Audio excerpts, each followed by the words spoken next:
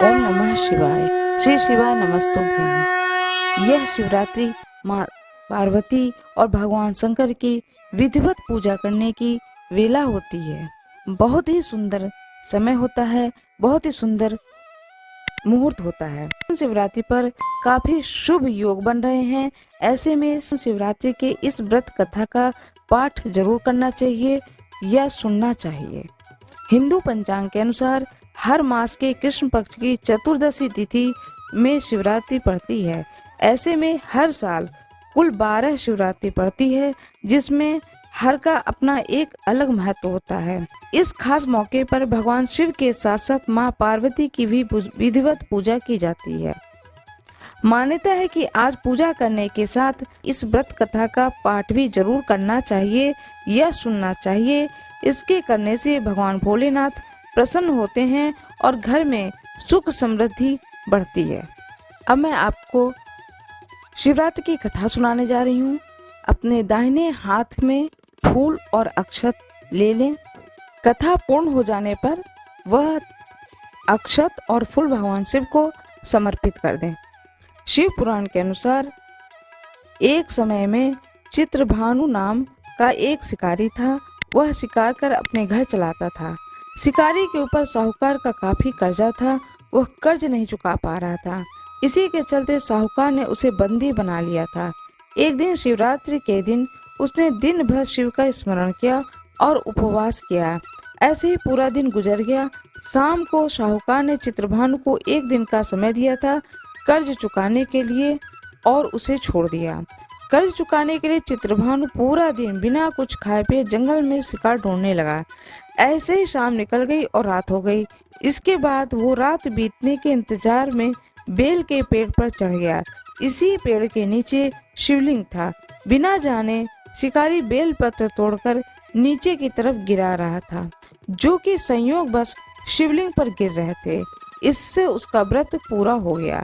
इसके बाद चित्रभानु को तालाब के किनारे एक गर्भिणी हिरणी दिखाई दी, जो पानी पीने के लिए आई थी। उसका शिकार करने के लिए उसने धनुष बाण निकाला था। उस हिरणी ने चित्रभानु को देख लिया। इस पर उसने शिकारी से कहा कि उसके प्रसव का समय है, तुम 2 जीव की हत्या करोगे, यह ठीक नहीं है। हिरणी ने शिकारी से वादा किया कि जब उसका बच्चा इस दुनिया में आ जाएगा तब वह खुद आएगी, तब वह उसका शिकार कर सकता है, लेकिन अभी उसे जाने दो। शिकारी ने उसकी बात मान ली और उसे जाने दिया। इसके बाद वह प्रत्यंचा चढ़ाने तथा ढीली करते समय कुछ शिवलिंग पर कुछ और बेलपत्र गिर गए। ऐसे में चित्रभानु से अनजाने में ही शिव की प्रथम प्रहर की पूजा भी हो गई। कुछ समय बीता। शिकारी को एक और हिरणी दिखाई। वह वहां से जा रही थी। उसे देखकर शिकारी बहुत खुश हुआ, शिकार करने के लिए तैयार हो गया। हिरणी ने उसे निवेदन किया कि वह कुछ देर पहले ही ऋतु से निवृत्त हुई है। मैं अपने प्रिय को ढूंढ रही हूँ। मैं एक कामातुर विरहिणी हूँ।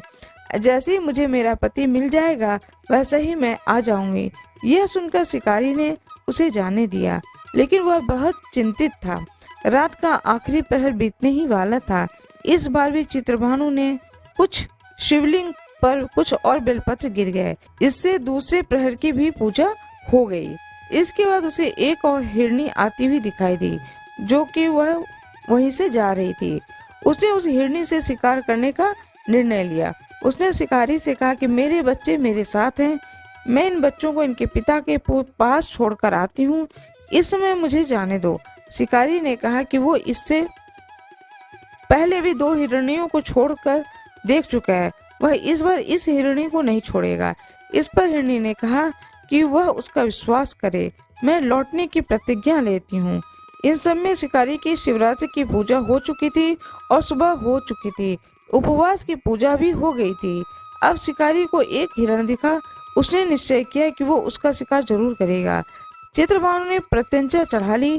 इस पर हिरण ने कहा कि अगर उससे पहले आई 3 हिरनियों और उनके बच्चों का शिकार उसने किया हो तो उसका भी शिकार कर ले, जिससे उसे उसके वियोग में दुखी न होना पड़े।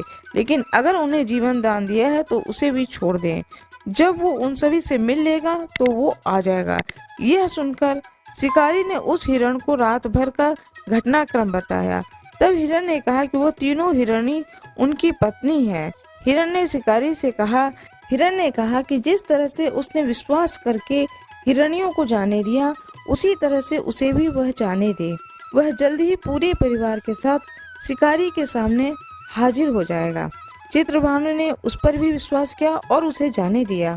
उसका मन निर्मल हो चुका था, क्योंकि वो शिवरात्रि का व्रत पूरा कर चुका था।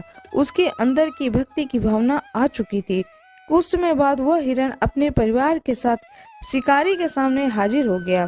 उसकी सत्यता, सात्विकता एवं प्रेम भावना को देखकर शिकारी को बेहद आत्मग्लानि हुई। इस भाव में उसने जीवों को जीवन दान दे दिया। व्रत पूरा करने से चित्रभानु को मोक्ष मिल गया। उसकी मृत्यु के बाद उस शिकारी को शिवगण अपने साथ शिवलोक ले गए। हर हर महादेव। आपके हाथ में जो चावल और फूल है उसे भगवान शिवलिंग पर चढ़ा दें। भगवान शंकर की स्तुति करें। जो भी स्तुति आपको आती हो, यह मैं हर वीडियो में बताती हूँ, फिर मैं बता रही हूँ। स्तुति करें। कर्पूर गौरम करुणावतारम जरूर पढ़ें। स्तुति करने के बाद भगवान की आरती करें, भगवान शंकर की आरती करें। आरती करने के बाद में पूरे परिवार आरती लें, प्रसाद लें, सुखपूर्वक इस कथा को श्रवण करें, इस कथा का रसपान करें। मेरा ये वीडियो कैसा लगा, लाइक करें, शेयर करें, सब्सक्राइब करें। जो भी नए हो मेरे इस वीडियो पे, वो मेरे वीडियो को लाइक जरूर कर दें। लाइक करना, शेयर करना ना भूलें। कमेंट बॉक्स में हर हर महादेव अवश्य लिख दें। आज मैं एक बात आप लोगों से कहना चाहती हूँ। जिस किसी भी व्यक्ति को अपने जन्म पत्री से संबंधित किसी भी तरह की कोई भी समस्या, मन में शंका हो कि मैं अपनी कुंडली दिखा लूँ, किसी को अपनी जन्म कुंडली दिखवा लूँ, तो आप मेरे इस कमेंट बॉक्स में अपनी डेट, टाइम, डे सब कुछ डाल दें। साथ में आप अपना मोबाइल नंबर डाल दें। वैसे इसमें व्हाट्सएप नंबर भी रहता है, आप चाहें तो व्हाट्सएप पे भेज दें।